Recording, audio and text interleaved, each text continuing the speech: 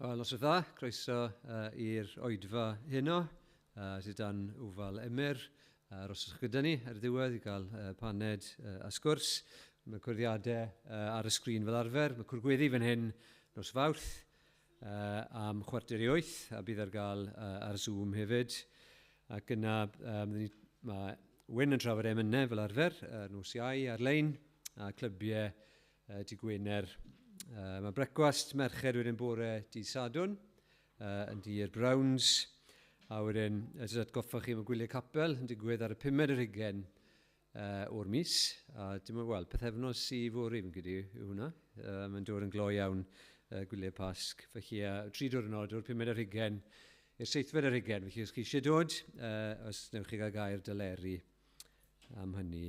Casgliad y mis fel goeddwyd bore yma gyfer gwaith union y coleg diwynyddol ym Mhen y Bont. Gynnwch ni weddio.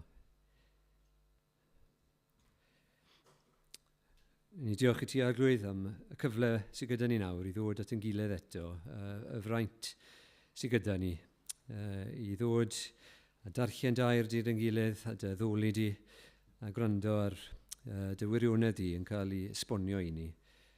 Ni'n gwyddio y bydden ni nawr yn dod ac yn hoelio yn meddyliau yn llwyr ar yr hyn i ni yn ei ddarllen a beth bydden ni yn canu hefyd. Ni'n gwyddio bydden ni yn ymwybodol bod y dair di yn berffaith a bod yna ddyfnder a cyfoeth yn deiriau di. Wrth ni ddarllen yr adnodau yma, bydde ti trwy dy ysbryd glân yn siarad gyda ni. Bydden ni yn rhyfeddu at yr hyn sy'n wir amdano ti. Ti hwnt yn dealltwriaeth ni ar un lefel yn dy sancteiddrwydd di a dy fawredd di. Fod ti'n holl a hiog ac yn reoli dros popeth, yn gweld popeth ac yn trefnu bob peth yn ôl dy ragluniaeth di. Ac ni yn gwyddio, ni ddarllen am y gwas dioddefus, wrth ni feddwl am y brenin tlawd, yr Arglwydd Iesu Grist, byddwn ni wir yn cael yn cyffwrdd ac byddwn ni'n sylweddoli o'r newydd, yr hyn ti wedi gwneud droso ni. Ac byddwn ni yn agosau at y ti, byddwn ni'n dod mewn diolch. Ac gwna ni yn bobl sydd o ddifri. Mae'r hyn i ni'n neud, ni weithiau'n canu pethau ac yn addo pethau mawr, yn bod ni am roi ein bywydau ac yn bod ni am fyw i ti. Ni'n gwybod yn aml bod ni wedyn yn gallu cael yn llygad dynnu gan bethau eraill. Ni'n gwyddio Arglwydd bydde yna argyhoeddiad yn y gair heno. Bydde fe'n yn effeithio arno ni, fe bod ni wir eisiau wynebu'r wythnos sydd yn blaen ni a byw o ddydd i ddydd am dy wasanaethu di, am siarad gyda ti mewn gweddi ac yn ddarllen dair di a agosau at ti.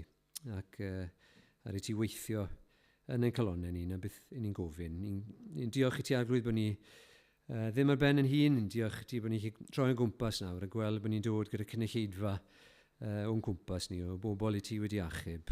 Ni'n diolch bod yna glwysi eraill hefyd yn y ddinas yma ac yn drwy'n gwlad ni. Ni'n gwyddio bydde dy deyrnas di yn dod, ac bydde yna aileni a thrwedigaethau. Hynny clwd i enw Iesu Grist, derbyn y clod i gyd. A ni'n dod â hyn gyd o dy flan di ac yn gwyddio yn ei enw e. Amen. Diolch Dewi. Ni'n mynd i gannu emyn efo'n gilydd. Nawr ni'n mynd i gannu rhywbeth 221 yn y llyfr ymynau. O na chawn ni olwg hyfryd ar ei wedd, dywysog bywyd. Tegwch byd a'i holl bleserau yn ei oedd a lwyr diflannau. Dyna ni eisiau heno yw gweld mwy o'r Arglwydd Iesu Grist, fel bod pethau eraill, pethau, fel o Dewi jyst yn gwyddio, pethau sy'n gallu'n llygad dynnu ni yn diflannu o gymharu gyda fe. Yr ail bennill, melys odiaeth yw ei heddwch, anghymharol ei brydferthwch. Ynddo yn rhyfedd cydlewyrcha, dwyfol fawredd a mwyneiddra. Ni'n mynd y bleser i'w gael wrth ystyried Iesu. Does na neb yn cymharu gyda fe ynddo fe yw'r Duw ddyn. Mae yn fawr yn ei ddiwdod ac eto mae'n fwynaidd, mae'n ostyngedig. Ac yna'r trydydd pennill, uchelderau mawr ei ddiwdod a dyfnderoedd ei ufuddod. Ni'n mynd i feddwl heno am ufuddod yr arglwydd Iesu Grist. Ond dylse'r pethau hyn creu syni, fyth ar syni, yn rhugolion gwlad goleuni. Gadewch i ni gael ein rhyfeddu heno gan yr arglwydd Iesu. Nawn ni sefyll i ganu dyn gilydd.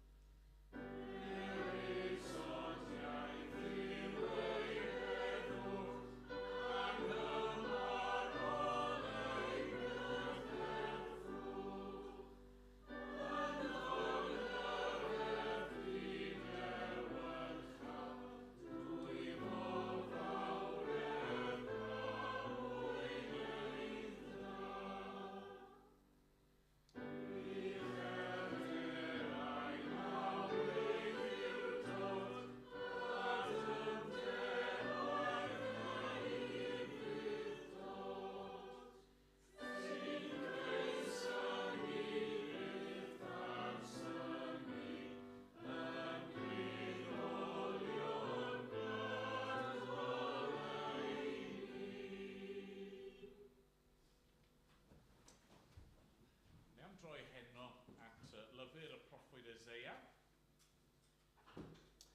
I ni, dros yr wythnosau yma cyn y Pasg, di bod yn edrych ar rannau o llyfr Eseia, yr caneuon yma, caneuon y gwas. Mae'r gan nesaf, y trydydd gan, i weld yn Eseia pennod 50.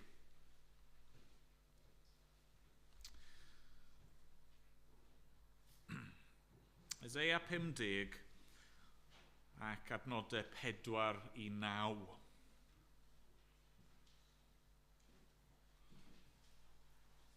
Yn y gan yma ni'n clywed llais y gwas ei hun. Eseia 50, dechrau'n adnod 4.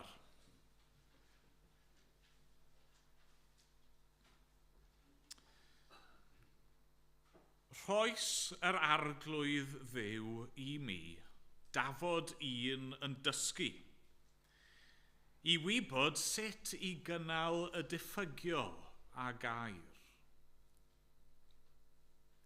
Bob bore y mae'n agor fy nghlist i wrando fel un yn dysgu.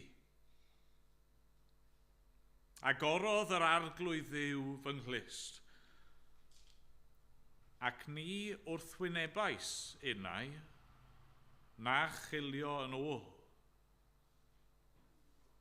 Rhoddais fy nghefn i'r curwyr, am cernau i'r rhai a dynau'r farf.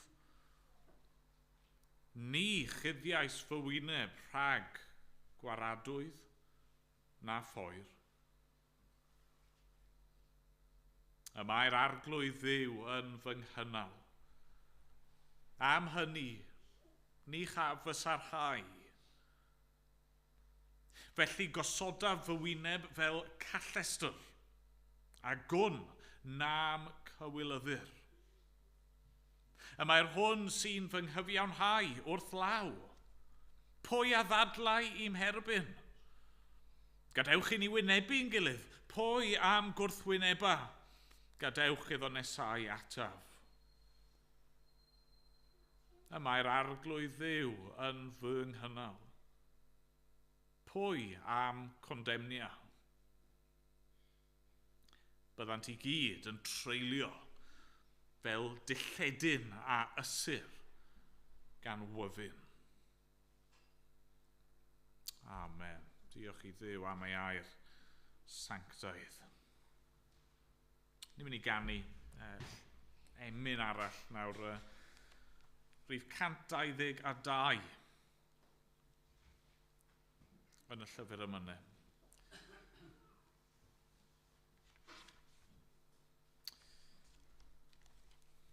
Un, dau, dau. Na foed i'm henaid eog trist, ond heiddiant Crist yn gyfran. Ei aberth ef llawn ddigon yw i feddwl Duw ei hunan. Ac ymlaen, nhw'n ni sefyll i ganu dyn gilydd.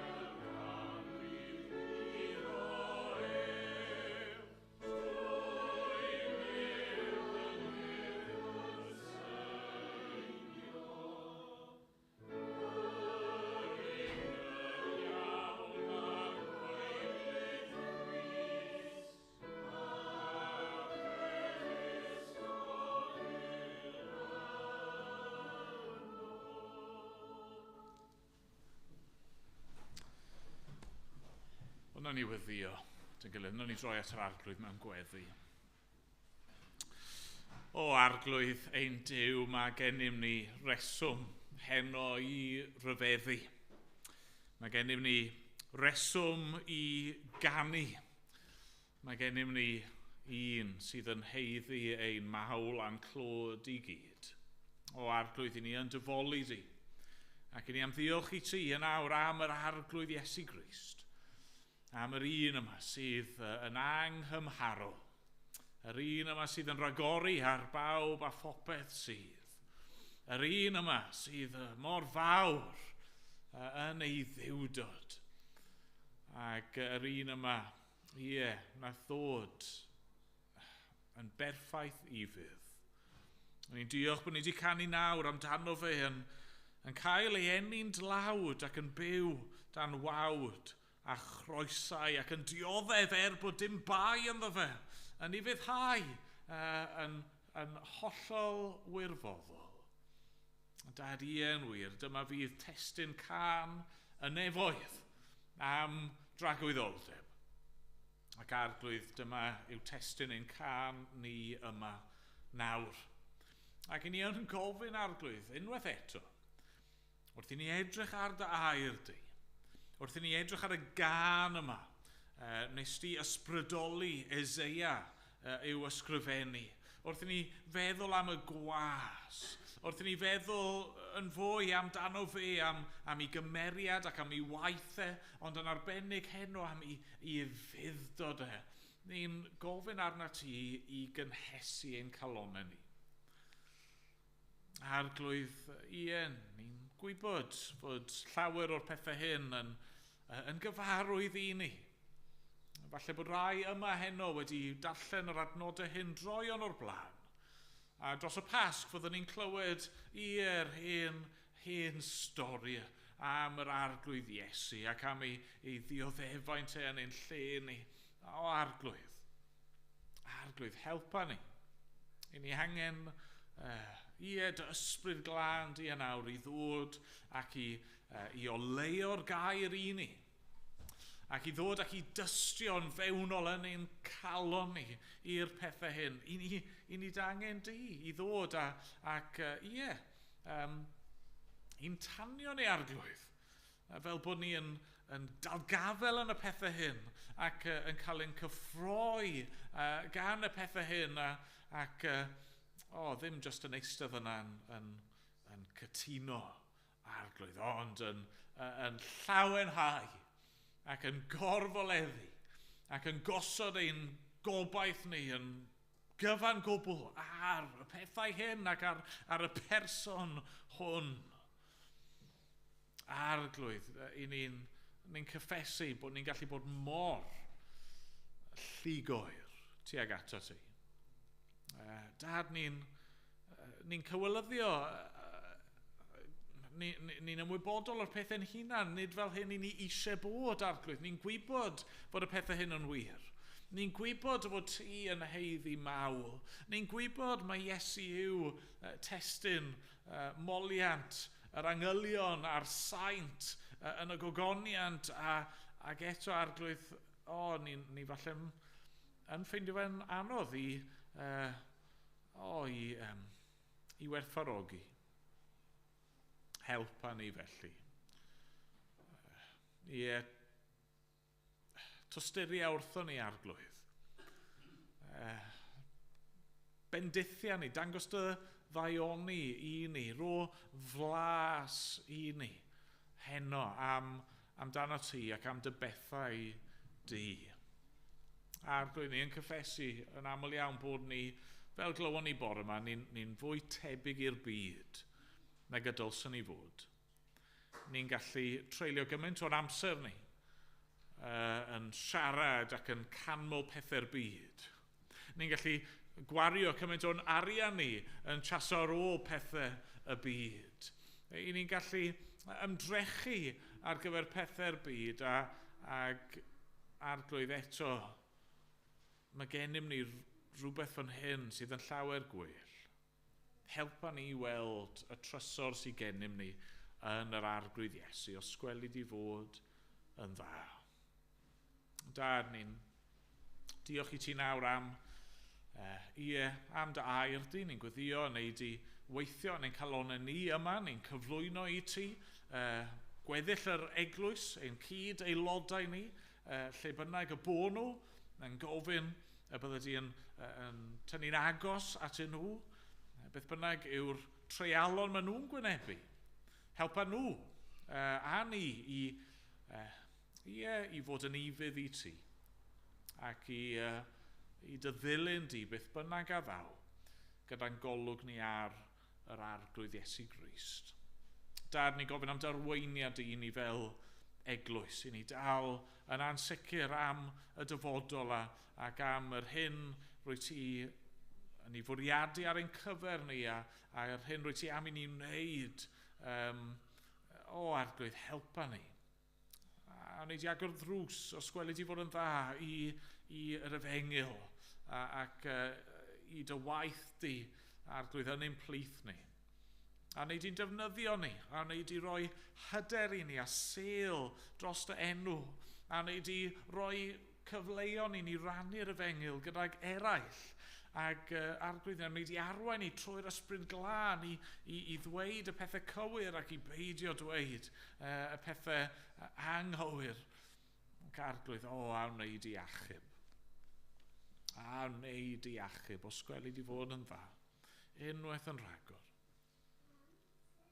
Da'r clyw ein gweddi nawr. Helpa ni yn ein gwendid. A mynd bod ni'n gofyn yn enw yr arglwydd Iesu Grist. Amen. Amen. Ganwn ni o'r atodiad nesaf. Rhif 2. Arglwydd tyrd a llefara di, wrth i'n geisio bara dy sanctaidd air. Nawr ni sefyll i ganu.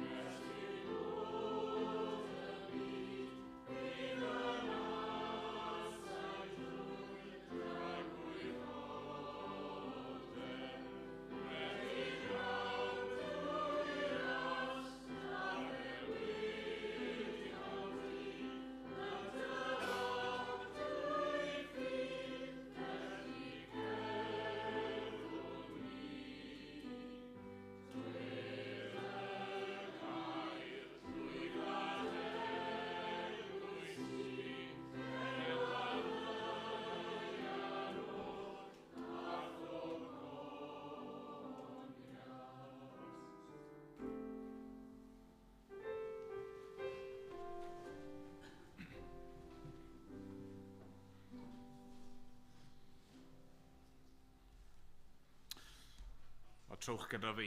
Os oes Beibl gyda chi, yr adran a ddarllenon ni, Eseia, pennod 50, a'r adnodau hynny 4 i 9. Fel wedes i'n gynharach, os chi'n ymuno gyda ni, yr hyn ni wedi bod yn neud dros yr wythnosau diwethaf yw edrych ar rannau o broffwydoliaeth Eseia, y caneuon yma. Pytiau proffwydol, lle mae Eseia naillai yn clywed am, neu yn siarad am, neu hyd yn oed yn clywed gan, fel heno, y person ryfeddol yma sy'n cael ei ddisgrifio fel gwas yr arglwydd. A be ni wedi gweld yw, mae'n wir yn proffwydoliaeth Eseia, yn aml mae y gwas yn term sy'n cael ei ddefnyddio i gyfeirio at genedl Israel, y genedl gyfan. Ond yn y caneuon yma, mae yna rhywbeth gwahanol.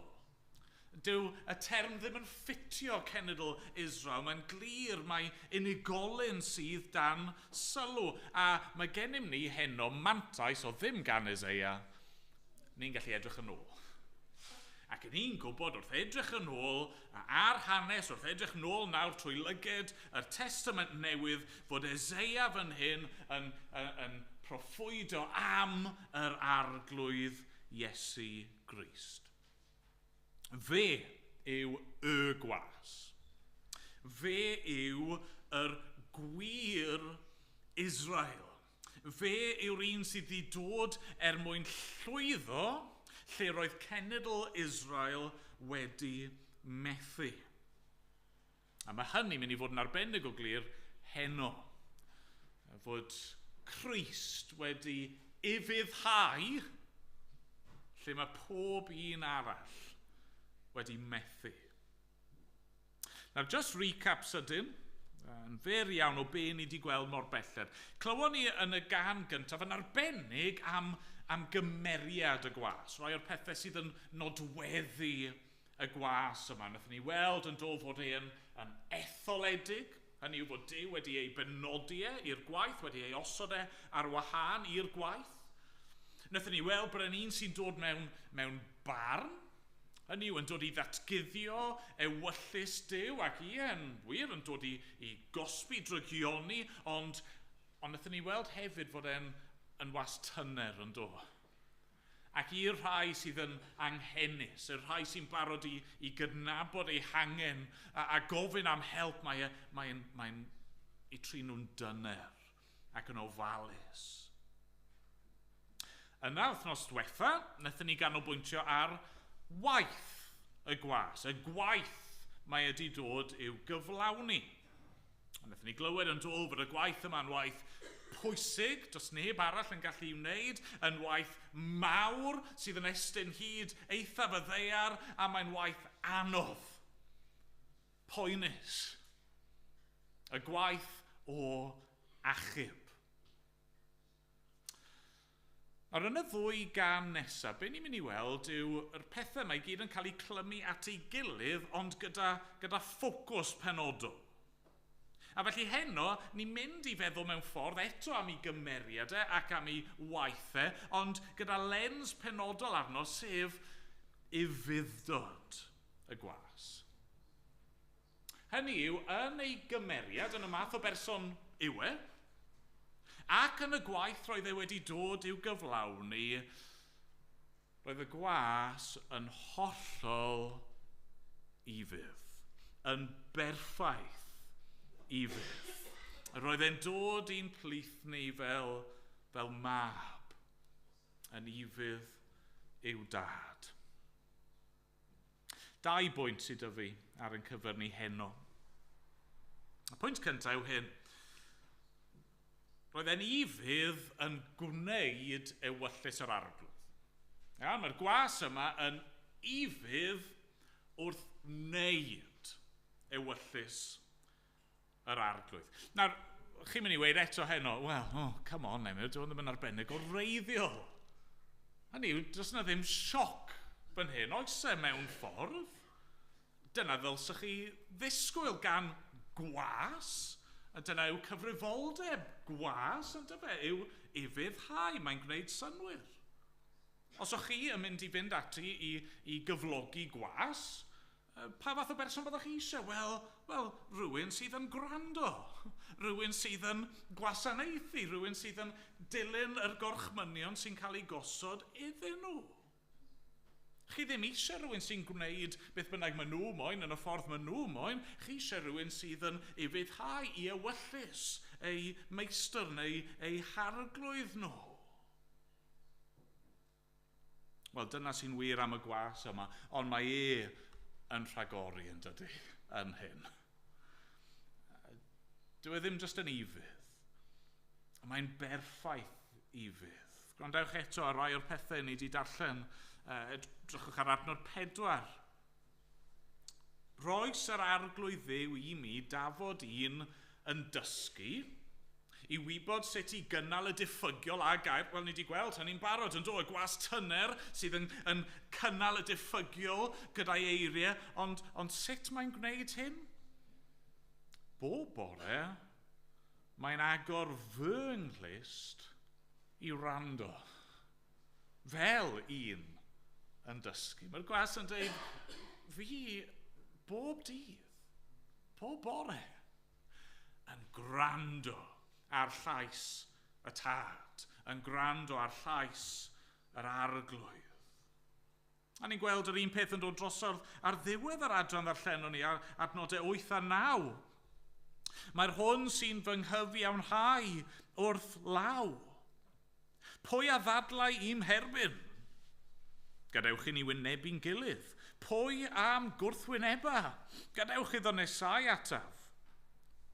Mae'r arglwydd Dduw yn fy nghynnal, pwy am condemnia.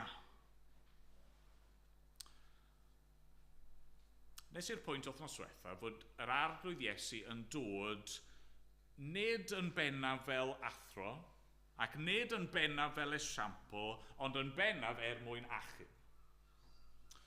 A fi ddim yn gwrthweud be wedes i wythnos diwetha, achos jyst oherwydd nid dyna'r peth pennaf ddath ei wneud, dyw hynny ddim yn golygu bod e ddim yn athro, a ddim yn esiampl, a ni'n gweld hynny fan hyn. Mae yn athro da. Oedd hynny'n amlwg yn ei weinidogaeth oedd y tyrfeidd yma'n tyrru mwyn gwrando arno fe, ac oedd pobl yn rhyfeddu ar ei fywyd ar y pethau oedd e'n gwneud, y ffordd oedd e'n trin pobl. Ond pam, neu sut roedd e'n gallu pwyntio pobl yn y ffordd yma at y tad? Wel, bob bore mae'n agor fy nghlist i rando fel un yn dysgu. Oedd ei hun mewn perthynas perffaith gyda ei dad. Roedd ei hun o ddydd i ddydd yn sicrhau fod e'n ymostwng i ewyllus ei dad. Roedd bob gair, pob meddwl, pob weithred, pob penderfyniad, popeth yn sicrhau fod e'n gwneud yr hyn oedd yn iawn.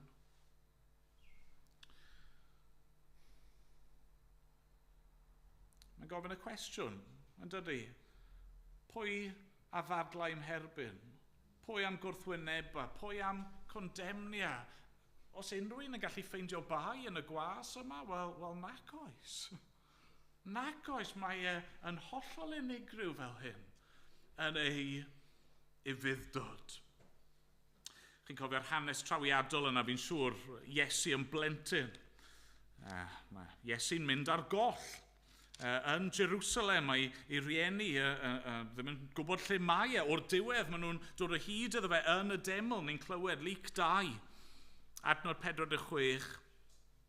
Am hen tridiau, deithant o hyd iddo yn y deml, yn eistedd yng nghanol yr athrawon, yn gwrando arnynt ac yn ei holi, ac roedd pawb a'i clywodd yn rhyfeddu. Mor ddeallus oedd ei atebion. A mae'r adran yna'n gorffen fel hyn, adnod 52, roedd Iesu yn cynyddu mewn doethineb a maintioli a ffafwr gyda Duw a'r holl bobl. Dyma oedd patrwm ei fywyd e. O'i eni, o'i blentyndod. Dilyn ffordd ei dad. Chi'n cofio'r torfeydd yn ryfeddu ato fe, bod e'n dysgu fel un ag awdurdod ganddo fe. Chi'n cofio ar ddiwedd ei fywyd. Mae'r awdurdodau yn trio ffeindio bai yn ei erbyn e. A ni'n darllen hyn yn dyn ni yn Matthew. Matthew 26. Adnodau 59 a 60, ni'n darllen hyn. Roedd y prif offeiriaid a'r holl Sanhedrin yn ceisio camdystiolaeth yn erbyn Iesu mwyn ei roi i farwolaeth, ond ni chawsant ddim, i lawer o dystion gai ddod ymlaen. Rhyfeddol, di. Nid yn unig bod nhw'n methu ffeindio bai go iawn yn ei erbyn, ond nhw'n methu hyd yn oed cael yr gai dystion yma i lwyddo i'w gondemnio fe mewn ffordd anghywir chwaith. Ac yna mae'n mynd yn dydy gerbron Herod, a dyw Herod ddim yn gallu ffeindio bai yn ei erbyn. Ac mae'n mynd gerbron Peilat, a mae Peilat yn gorfod golchi ei ddwylo a dweud nid wyf yn ffeindio bai yn y dyn hwn. Gwas yma, yn ifydd, yn berffaith ifydd. Chi'n gwybod beth yw'r verdict sy'n cael ei roi amdano fe? Wel, llais y tad yn dyfa. Llais y tad o'r nef yn dweud, hwn yw fy mab, yr anwylid, yr un rwy'n ymhyfrydu ynddo, gwrandewch arno. Pwy arall gallwch chi ddweud hynny amdano? Neb, ond Iesu. Dro ar ôl tro, dydd ar ôl dydd, her ar ôl her, temtasiwn ar ôl temtasiwn, dyma Iesu yn sefyll yn gadarn ac yn llwyddo lle mae pob un arall, chi a fi, wedi methu. Mae yna term yn does ym myd chwaraeon, chi'n clywed y weithiau, clean sheet. Ond na ddim clean sheet ym myd chwaraeon heddi, o be fi'n deall.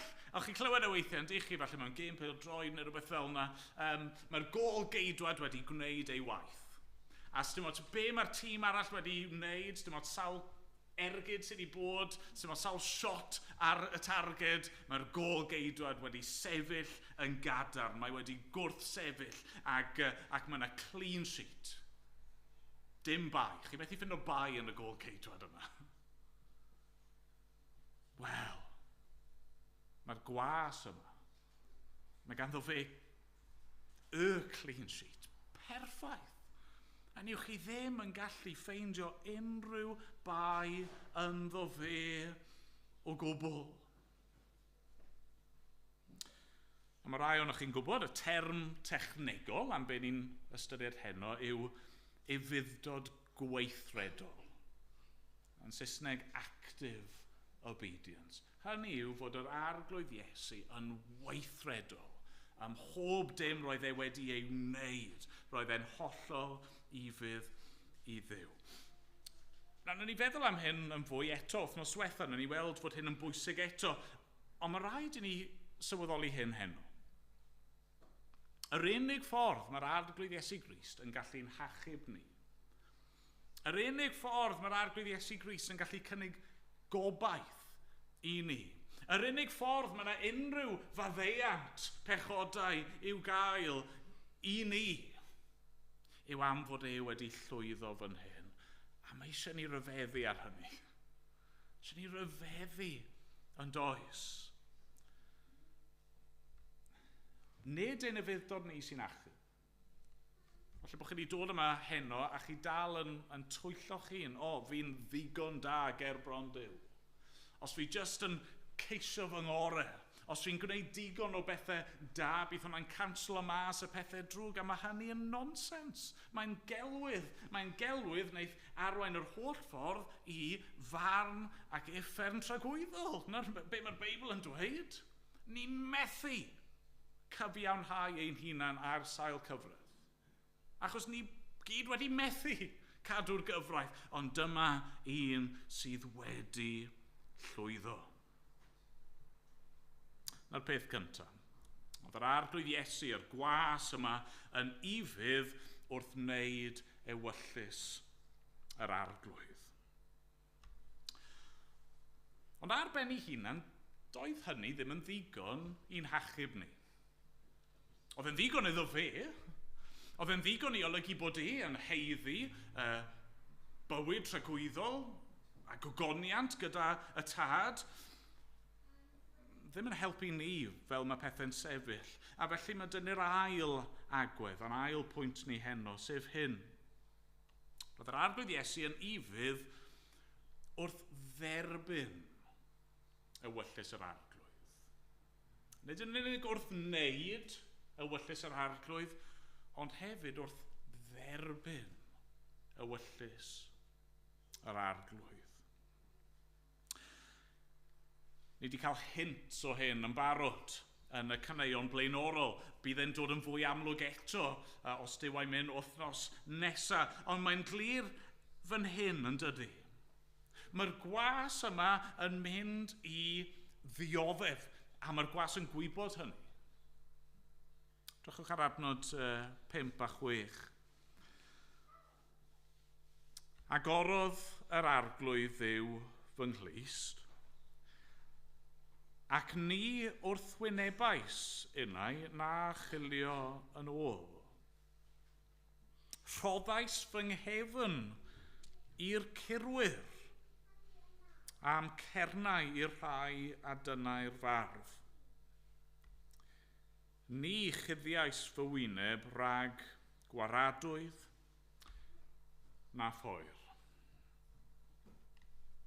Mae'r gwas yn dod i sylweddoli, trwy ddatguddiad, mae'r arglwydd yn agor ei glust i weld ac i ddeall fod e'n mynd i ddioddau. Fod e'n mynd i gael ei gamdrin. Fod e'n mynd i gael ei wrthod a'i waradwyddo gan bobl. Fod ei gefn yn mynd i gael ei giro, fod ei farf yn mynd i gael ei dynnu yn gas, fod e'n mynd i gael pobl yn poeri yn ei wyneb ac yn gwneud sport am ei benne. Mae'r peth yn hollol anheg yn dydy. Yn anheiddiannol. Mewn ffordd, chi'n darllen yr caneuon yma, a dyn nhw ddim yn gwneud synwyr ydyn nhw. Pam? Sut? Pam fod hyn yn mynd i ddigwydd i'r gwas yma? Os yw'r gwas mor ifydd, os yw'r gwas yn berffaith ifydd, pam bydde Duw yn caniatáu iddo fe ddioddau hyn? Os mae cyflog pechod yw marwolaeth a dioddefaint a phoen, pam fod yr gwas yma sy'n hollol ifydd yn mynd i ddioddau? Nawr, y term technegol am be ni'n disgrifio fan hyn yw ufudd-dod goddefol. Passive obedience. Hynny yw, nid ufudd-dod yn yr hyn i chi'n gwneud, ond yr hyn sy'n cael ei wneud i chi. Sut mae'r gwas yn mynd i ymateb i'r hyn sydd o'i flaen e? Be mae'n mynd i wneud? Wel, ni wedi clywed yn dyn ni wrth wynebais unai, na chylio nhw. Rhoddais fy nghefn i'r curwyr. Ac yn adnod 7, mae'r arglwydd Dduw yn fy nghynnal. Am hynny ni cha fy sarhau, felly gosoda fy wyneb fel callestr, a gwn nam cywilyddur. Be mae'r gwas yn dewis gwneud fan hyn? Wel, mae'n dewis ymddiried yn yw a gosod ei wyneb tuag at yr hyn sydd o'i flaen. Ni'n cael yn atgoffa fan hyn o rhywbeth fel mae'n digwydd nath Rodri weddio bore yma, neu cyfeirio ato mewn gweddi bore yma, rhywbeth ni'n darllen yn Luc pennod 9. Luc 9, ag adnod 51.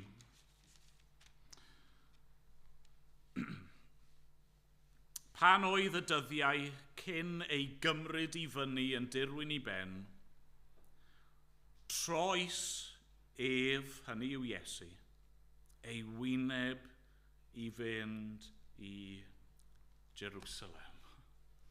Mae gwas Eseia'n dweud bod e'n gosod ei wyneb fel callasr, fel carreg, yn benderfynol, tuag at yr hyn mae'r arglwydd wedi ei drefnu, ac yn Luc 9 mae Iesu yn gosod ei wyneb tuag at Jerusalem, tuag at y groes. Mae'n gwybod yr hyn sydd o'i flaen. Mae'n gwybod yr hyn mae Duw wedi ei drefnu. Mae'n gwybod fod e'n mynd i orfod diodde a gweidi, a fod ei gorff yn mynd i gael ei dorri. Mae'n gwybod bod e'n mynd i gymryd arno fe ei hun pechod a chosb, pechod ei bobl, a mae'n gosod ei wyneb tuag at hynny. Mae'n ei fyddhau yn hynny. Fi wedi sôn am hyn o'r blaen droion, mae wastad yn fy ryfeddu ar y pwynt yma. Os chi'n dychmygu y plentyn Iesu, yr un ni wedi clywed amdano fe'n barod, jyst dychmygwch yn blentyn yn darllen yr ysgrythurau, darllen yr Hen Testament. Fel dyn, fel person yn ei ddyndod, dyw e ddim yn gwybod popeth, ac mae'n tyfu yn ei ddealltwriaeth, a mae'n ymwybodol mae fe yw y mab, a mae'n ymwybodol mae fe yw y gwas, a bod wedi dod i gyflawni gwaith ei dad, a mae'n dod i rannu fel hyn yn Eseia, a mae'n clywed am y gwas yn diodde, a mae'n dod i weld. Fi yw hwn. Dyma sydd o mlaen i, dyma fi yn mynd i wynebu, a chi'n dychmygu beth oedd yn mynd trwy feddwl ar y pwynt yna. Y temtasiwn yna i wrth wynebu, y temtasiwn yna i gilio nôl. Chi'n gweld yn di chi hyd yn oed yng ngardd Gethsemane. Ar y noson cyn bod e'n mynd i'r groes, mae reality'r peth, pwysau'r peth, bron yn ormod. A mae waed yn ei chwys fel gwaed. A mae'n gofyn i'r disgyblion agosaf ato fe i weddio gyda fe. A mae'n gofyn i'r taros os yna rhyw ffordd arall gadw'r cwpan hwn mynd oddi wrthyf, ond nid fy ewyllus i. Dy ewyllus di. Mae'n i fydd. Dwi ddim yn dal yn ôl. Dwi ddim yn ffoi. Dwi ddim yn galw am llu o fyddin nefol yr angylion i ddod i'w achub e. Yn yr ardd, mae'r milwyr yn dod, a mae'n gofyn iddyn nhw pwy ydych chi'n ei geisio. Maen nhw'n dweud Iesu o Nazareth, a mae'n dweud mae fi yw, a maen nhw'n syrthio i lawr, a dyn nhw methu sefyll o'i flaen e, ond yna mae'n rhoi ei hun iddyn nhw.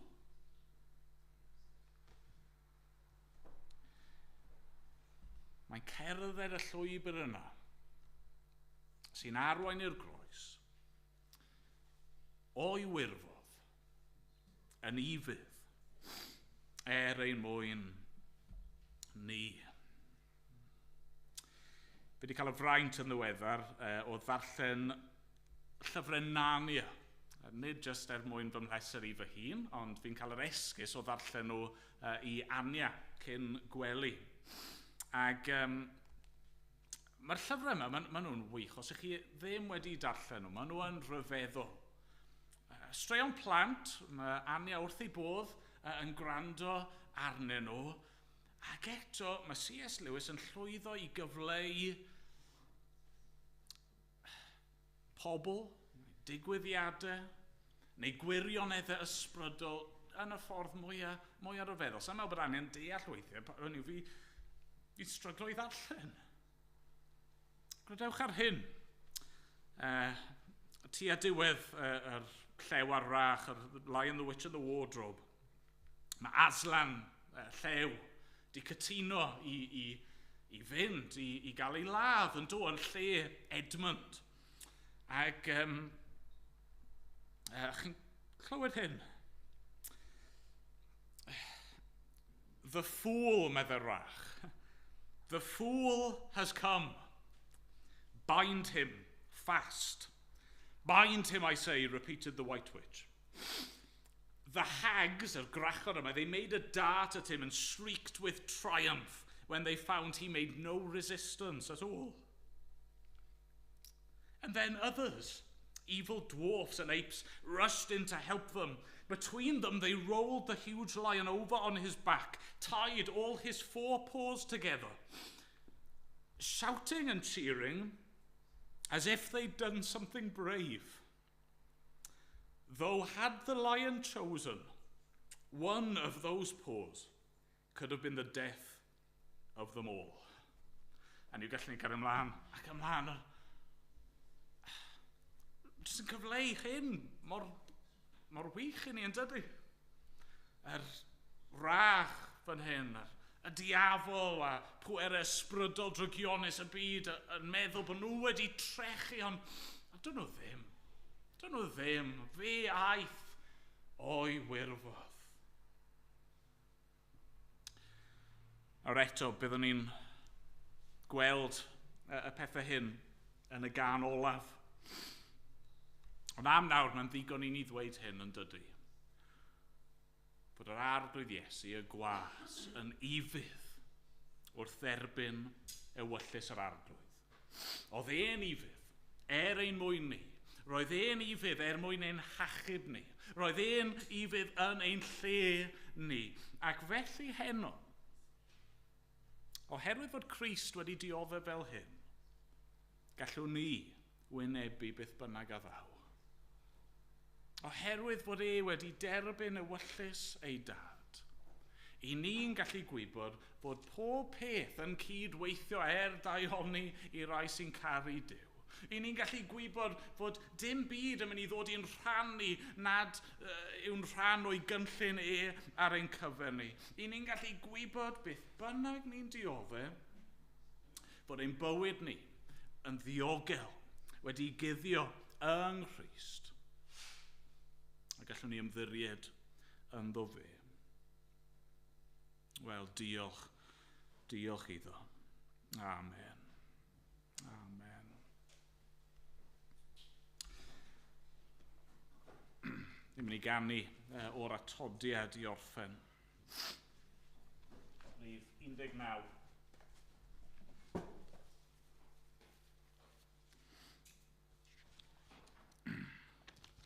Fod it ogoniant cyflawn gyda'th dad cyn bod y byd. Oedd yn heiddi uwch dychymig mawl angylion neb i gyd. Roedd gogoniant mwy ryfeddol pan ddibrisiais ti dy hun. Duw mewn cnawd, yn mynnu gwisgo tywel gwasanaethwr dyn. Ac ymlaen, yn ei sefyll i ganu mawl dyn gilydd.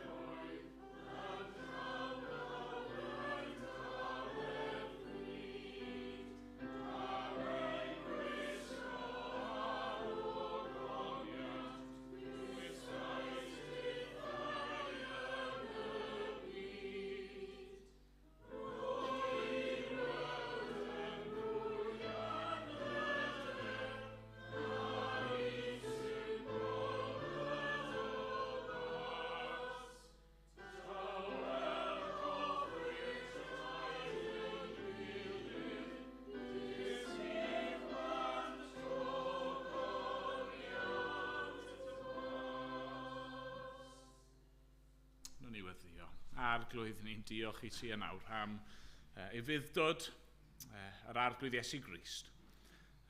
Yr fuddod gweithredol yna, pob peth ar wnaeth yr fuddod goddefol yna hefyd yn dioddau i'r hyn nes ti ofyn iddo fe. Ac ni'n diolch am y pethau hyn, ni'n gofyn arno ti'n helpu ni nawr i roi ein ffydd ni yng Nghrist ac yn ei fuddod cyflawn ni. Ni'n gofyn hefyd arno ti nawr i'n helpu ni i fyddhau. Helpa ni yn ein bywydau ni i fod yn sanctaidd, fel rwy ti yn sanctaidd. A helpa ni hefyd i dderbyn ac i wynebu beth bynnag a ddaw, gan wybod fod ti gyda ni ac yn ein caru ni, ac yn wir fod ein bywyd tragwyddo ni yn ddiogel gyda'r arglwydd Iesu Grist.